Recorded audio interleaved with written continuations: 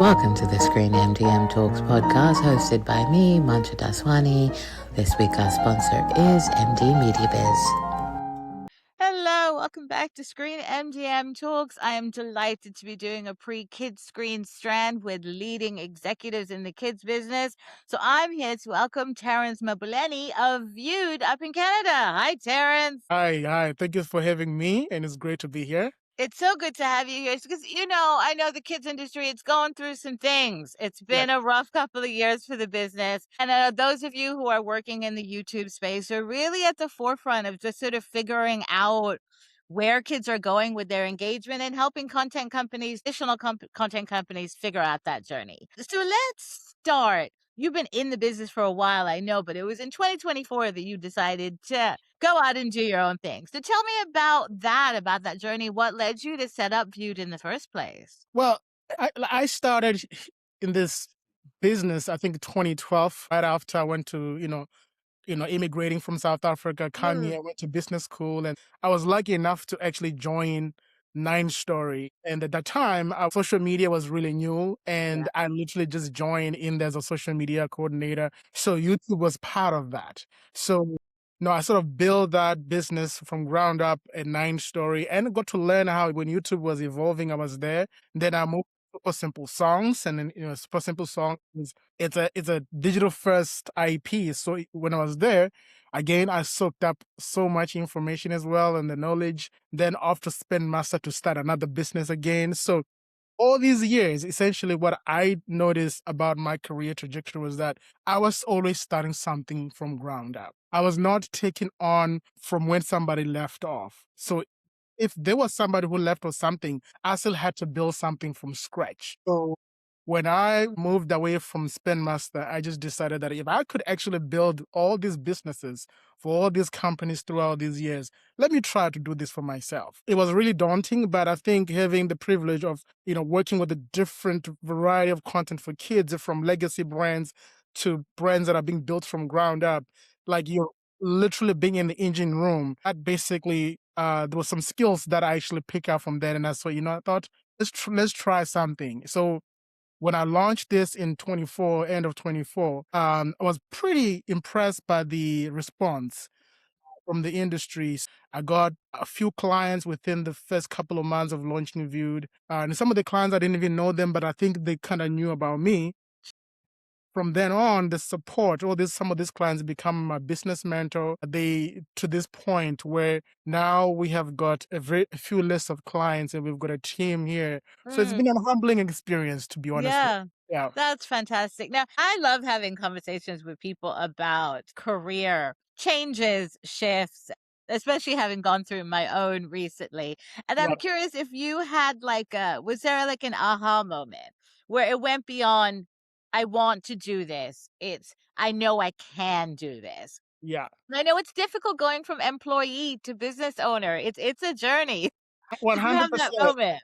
100%. And I think I've always wanted to be, I was like an entrepreneur when I was growing up, but I've always wanted to sort of go on my own. So when you lose a job, so it's sort of, you're put in a position where you have to survive. So I decided that I was going to sort of build all the marketing materials around me to help me communicate the value I have. So I basically reached out, like cold emails and reached out. That aha moment was when I started to get response from some executives that otherwise I wouldn't have had access to them if I was still an employee. So what changed was that, and then I was actually moving away from being someone looking for a job and sending a resume, let's say to a line manager, actually speaking to a founder or CEO in other companies. So that sort of changed my perspective of the industry and the people within the industry. Because that aha moment to realize that, wow, people are actually supportive. People really do care. And then that sort of gave me so much energy to say I can go on, even if it's like 2 or 3 people, and they were open to listening to what I can do. And somehow also impressed about the bravery for someone to say, I'm going to do this on my own. And there was an element of support that we are here for you. And that, to me, was what I needed, to be honest. Yeah, no, it's been a similar story for me. I love that. Yeah. So I know some of the clients that you work with, they're sitting on catalogs of content that have Yeah. not seen the light of day for a while. At some point, someone paid a lot of money for that show, and Yeah. now it's just sitting somewhere. Yeah. So give me Exactly. a little bit sense of that process of how you work with content companies Yeah. to refresh, to bring unknown properties back. And I guess that, what's your tagline? Turning clicks into audiences. Give me a Yeah. sense of that sort of process. I think for every IP that comes to me, I sort of look at it as a beginning stage. So even though I have a sort of intuitive skill set that I've gained throughout from repackaging Barney to Mm, bringing it love. back to those nostalgic audiences that grew up in the Mm, millennials like myself, who grew up with Barney, and seeing how the audience actually responded to that and wanted to put their kids in front of Barney. yeah. We're talking like very old school. They didn't care. It was Mm, something that they grew up with. To then managing IPs from scratch up, yeah. like all the new channels. So when IP comes to me, whether the legacy IPs, right now we're working with the Raccoons with Kevin Gillis, and looking at the response and the data, it sort of gives me an idea each time if I get a legacy brand, how I'm going to approach that. Like there's a level of care Mm, and there's a level of us having to listen to the data and also looking at the comments and also listen to the IP owner and say, okay, we're coming here mm, from as like this is a clean slate for me. And I look at it, they know their brand. But if I'm going to be watching these episodes and over and over and over again, mm. I get to the point where I know their IP more than the IP owner.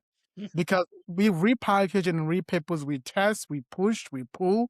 And like there's a lot of back and forth when you're looking at the platform changes and you're looking at the audience, and you get a surprise because a lot of time I would come in with my preconceived ideas of what this IP will perform Mm, based, let's say, based on the information that I get. yeah. Then the audience give you something completely different. Mm, And then from then on, and then you have to change your strategy and your tactics, it's right? interesting. So when you then also, let's say, hypothetically, you get an IP that's brand new, no one Mm, knows about it. So in that case, us and IP owner are going this journey together. We're mm, going to learn together. So a lot of time it depends on the client you get. Them, sure. some of them they give you assets and say, you know what, here, go wild, just go wild and do whatever you need to do. Mm, And some, they really want to walk with you step by step. So it's not one size fits all. It depends on the audience. It depends on the client. It depends on how much you know about the platform. And we learn. It's a learning journey just as much as yeah. like this for 15 years. Each time I get a new IP, for me, it's a clean slate. I'm starting again. There's a level of anxiety too, because you want to make sure that it performs well, and then you go back to your client and say, "Hey, this is what we're doing." But it's really fun because there's never a dull moment. Sure, I bet. Now, you mentioned data, and I know data and kids, it's a tricky issue. There are lots of Yeah, privacy concerns. There are lots of things you need to be aware of. I know, right. obviously, having all the data in the world is super handy. So, how do you sort of, when you're dealing with this particular demographic where the data question is slightly more challenging than Yeah, other spheres, how do you overcome that given how important data is for guiding all of your decision making? right. So we don't get the direct data for kids because now the kids platforms, anyone who's 13 and younger, we're not getting Mm, that data at all. So yeah. there are ways where you can kind of understand your audience by looking at, say, the age group, the parents in particular. So Yeah. what you get is that you get anywhere from all the way up to 60 something, like older people. Mm, And then you can say, if I've got a preschool IP and I see that 60% of the viewership is coming from female who are between, let's say, 28 and 43 or mm, 39. Then you can say, okay, clearly these are either young moms mm, and then either first moms.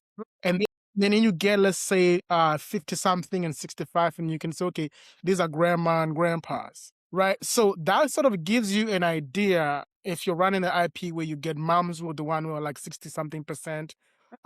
These are coming from their devices. You know then that, okay, your gatekeepers are moms.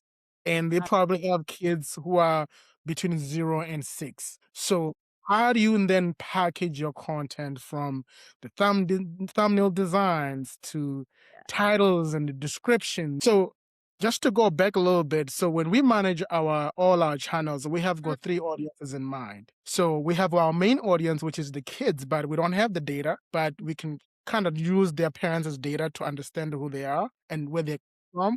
And then the next one is the parents. Those are our audience because those are the gatekeepers. Those are the ones who, if they like the show, they're more likely to put their kids in front of the screen and say, okay, this is a safe piece of content. So when we do packaging and uploading and managing, we make sure that we have the mom and dads as our audience. The third one is the B2B. So we know that our client also want to make sure use their YouTube channel either to promote their consumer products with other organizations or either to, get into deals with a streamer, live streamer. So we have that in mind. How we package all this content we have got done. So when it comes to data, it depends on which of those clients we're actually communicating to. So if you're my client, you come and say, can you build me a deck that can actually help me sell my IP to a streamer? Nice. So then the data we use is completely different from the data that others use coming from mom and dad. So you gotta be very creative. However, to answer your question, YouTube has got built-in systems where you cannot see kids. In that regard, we're not really worried because it's already gated. Content is already gated. Sure. Right. Yeah. That's interesting.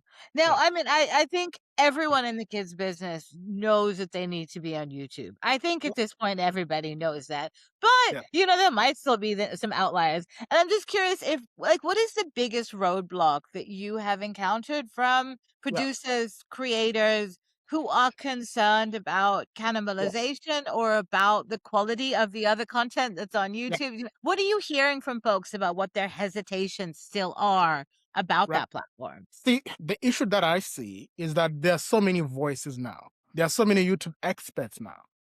And what that does is that it creates so much noise that anyone who is an IP owner, getting all this information from everywhere that are not filtered, a lot of misinformation, it makes them nervous, right?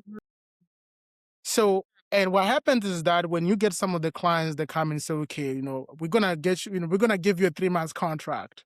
We're gonna test for 3 months, and we want to see revenue right away. For me, that is not the good objective to start with because we don't know the kind of data we're gonna get for us to be able to actually say, all right, your audience comes from US or Brazil or Korea, and then in these countries they've got different CPM. The monetization is different from different everywhere. So I cannot say, yes, you can make $6,000 a month before I look at the data and the channel. I think a lot of what we try to say is that let's actually build the viewership. Let's build the watch time. Let's see if the content that we have sticks. And if it doesn't stick, let's find a way to make it stick. Let's find out where the audience are coming from and how long do they stay in our content. They need longer content. What do we need to do? So the roadblock there for us is that because there's so much noise, a lot of our clients come already with information that they've gathered before.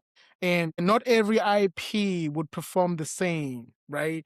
Like, different audiences. Give an example, we have launched an IP where the client has an idea that the audience is going to come from the US, right? Fine, that's a good assumption. But then we found out that the audience is coming from Korea. And then we find out, okay, why the Koreans actually like this content. And we found that the IP was actually designed, and it's very easy for somebody who's learning English as a second language. It's easy for that. And there was already right? There's a burnt captions there where they're listening and they're reading, and it's evergreen. So it's educational content. So they keep coming back for that. Now, what do you do with that information? You pivot. Right? If your IP now is actually popular in Korea and you thought you wanted it to be in the US, and you may say you've got consumer products that you wanted to launch in the US, you have to change your plan because your audiences are coming from somewhere else. Right? So these are the things that you can know once we actually onboard you, and then we actually start working with the content and we put it in the platform, we watch the audiences and how they consume your content. Then we can say, all right, now we know what to do. Before that, we cannot assume, and that is the roadblocks. That there's so many voices now, right? Yeah. And a lot of the voices are coming from a high level. And I think what really requires the people who are working within the engine room, people who are splicing and dicing and managing, because we see firsthand what's happening within the engine room. Yeah. Now, I know this obviously is going to depend, it's based on property and where the market is and where the audience is. But have you seen any particular trends in terms of what is especially sticky with kids on YouTube right now? Are there any sort of areas where things are popping in particular? And I know this changes very quickly too, because kids are fickle and will move from one trend to the next. But have you spotted anything sort of Q4 and into this year that are discernible? I think we work a lot with content that was already created for linear platforms. A lot of this content has been there for quite some time. So it makes it easy to take that IP, if it was on TV anywhere in the world, to package that content when it just lands really well. So the same sort of format that has been being produced, whether it's musical content, it's evergreen. Educational content is evergreen. Dinosaur content, that's one of the trends we're seeing, like dinosaurs, they always work. But I think also another trend the episode structure.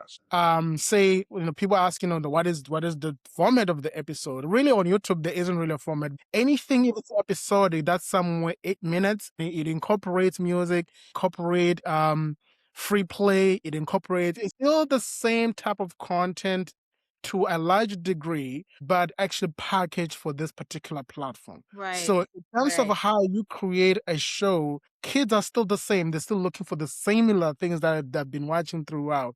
So I would say that one of the things, the tests we're actually running as well, is that, the episode don't have to necessarily be 6 minutes and set all the time. Episode can be within the subject matter, and you can try. So we are also seeing that, particularly parts of Africa and part of South America, there's also growth there in terms of viewership. And that is because of internet access is now becoming very available everywhere. We are also finding that, particularly legacy IPs, that all these kids who grew up with them everywhere, their kids are now actually also watching that. Give you an example, we have an IP here. I think I want to say the raccoons. So when you look at the countries that are coming in, you've got the US, of course, Canada, Australia, that's given. Then you start to see South Africa pop up. Right. When it pop ups and you start to see, in terms of a CPM and revenue, South Africa is actually leading Australia, right? You start to see in multiple places, but the viewership may not be that much because, but in terms of how you're getting paid and when you convert, there's some of these little countries that have got a high CPM, and you start to see. So, I would say, like, one, to answer getting your question, is that the platform saturation is actually becoming an issue. There's more going up on the platform, and everybody wants to create another Bluey, at which I don't think is the right way to go. I think there's just so many audiences that we're seeing that are popping up from everywhere in the countries that before we didn't think that these countries actually are interesting. But when you ask why these countries are coming, it's because of the internet, and also their local economy is actually getting better. And so there's that too. If you're talking to a new creator who's maybe like overly excited about their view count, like how do you sort of moderate people's expectations, and how do you sort of guide them on what KPIs they really need to be paying attention to, and which ones are maybe just vanity statistics? How do you suss that? Absolutely. So particularly on the YouTube side, so I always say you can buy subscribers, you can buy views. They don't tell you the story, right? So especially when there's so many channels that are, clients that come and say, what about that channel? They've got 25 million subscribers. I say, you can buy that, right? They've got billions and billions of views. You can still buy that. But all these data and metrics are available in the public, where you can go and look at each video, view count, and you can see such. What you don't see in the back end is the watch time, right? It is the average view duration. Because particularly the watch time is that these are audience deciding that they're going to stay on your content for an extended period of time. You can't buy that. And not only that, like that also translate into revenue, because if someone sits, let's say on connected TV, they watch your video, they watch your episode for like 30 minutes, 2 hours straight, then you put ad breaks that would play throughout there. Right? So then you're monetizing. So you need that watch time. And that's quality viewing, right?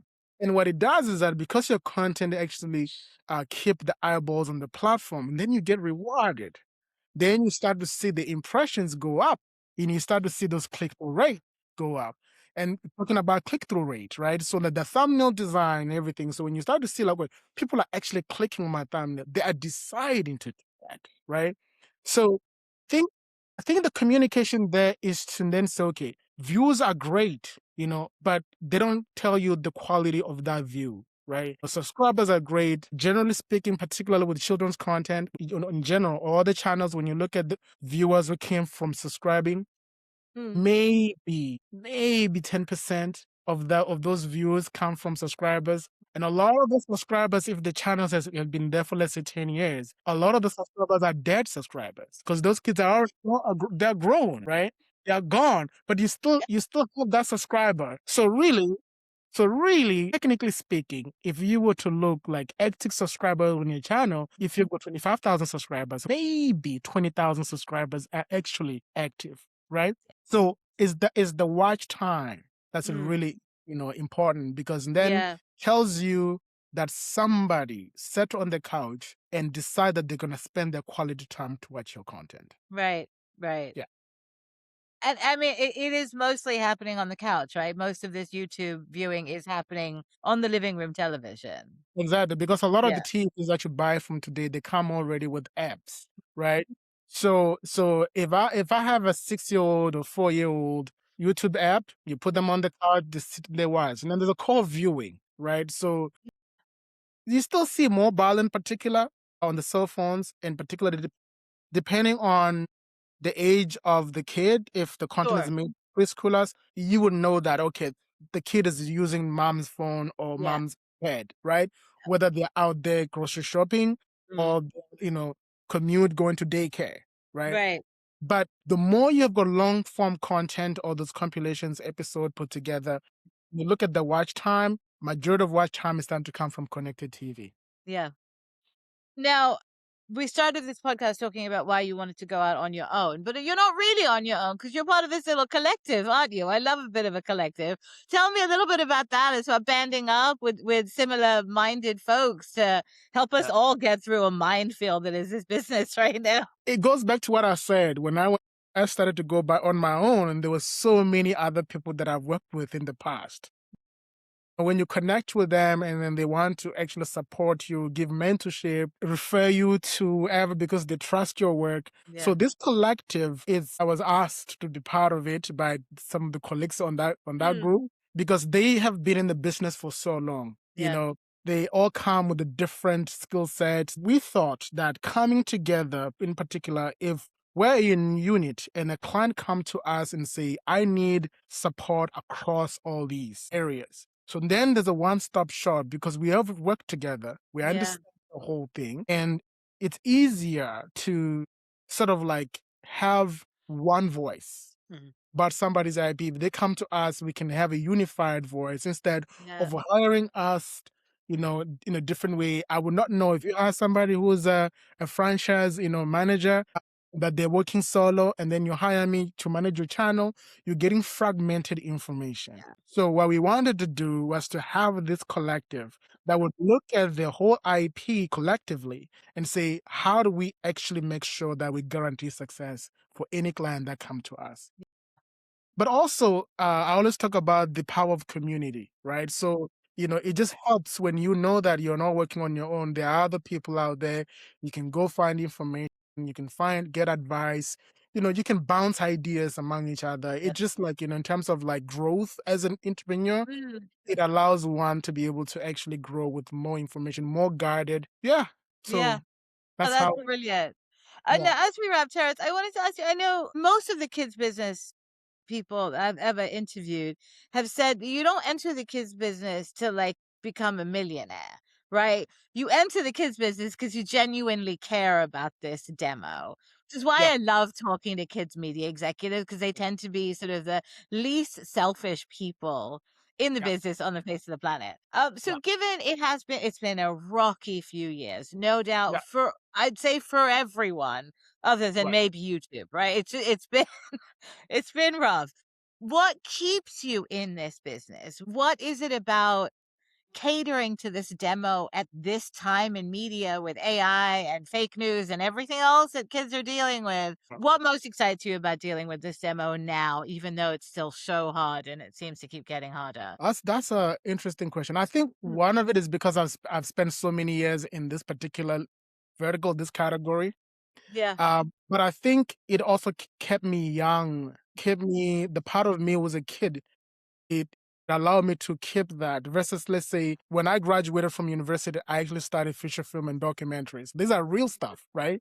These are areas where we're dealing with the real life stuff.